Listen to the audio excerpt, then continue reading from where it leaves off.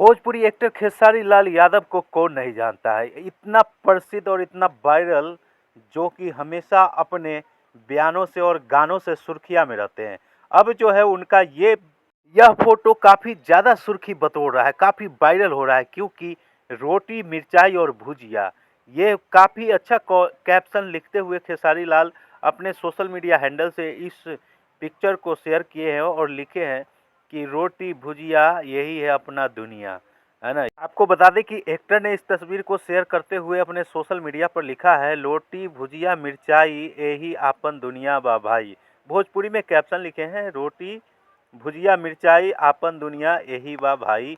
ऐसा कुछ कैप्शन लिखे हैं जो काफ़ी ज़्यादा वायरल हो रहा है। आपको क्या लगता है, कमेंट करके ज़रूर बताइए। वाकई में दुनिया तो लोगों का यही है, चाहे जितना कमा लो रुपया, लेकिन रोटी भुजिया यही सब चलता है, दाल भात खाना ही खा सकता है। कमेंट करके ज़रूर बताइए।